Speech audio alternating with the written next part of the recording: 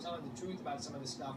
First of all, he mentioned that footballs were inflated at 12.5 PSI by the officials, of which Tom Brady prefers. Okay, the officials then kept them in a climate-controlled room until they're taken outside when outdoor elements can cause deflation.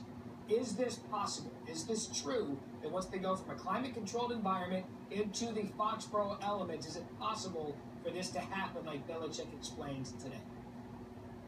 Yes, it's certainly possible. The pressure inside the ball would fluctuate in direct proportion to the outside temperature. I don't know what the temperature was at game time exactly, but as he says, they're out there for a while.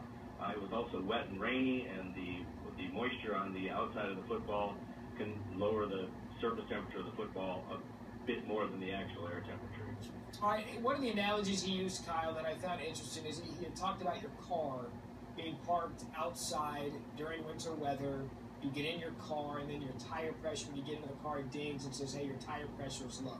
He used that analogy. But if I'm talking about that analogy, I'm thinking, well, wait a second.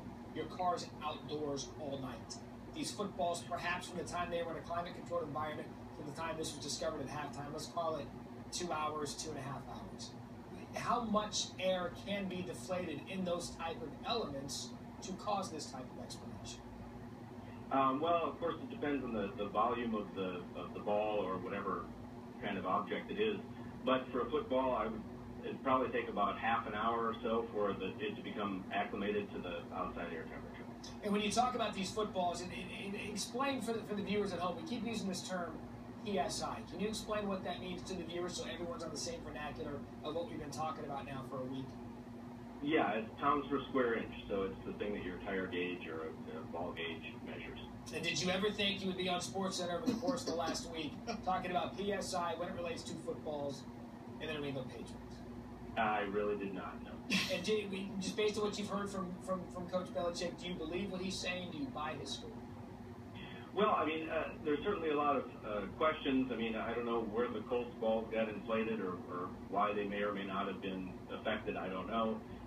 But the things that he's talking about make sense. So the rubbing process that he talks about is adding friction to the ball.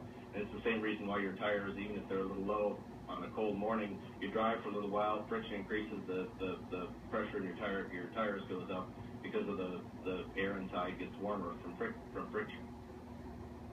Well, I'll tell you what, we've all learned a lot about science this week when it relates to football. Kyle Christensen, a scientist at the University of Illinois, with the latest here on SportsCenter, helping us understand PSI. And if the Bill Belichick press conference story today was true, Kyle, we appreciate your time. My pleasure. Thank you.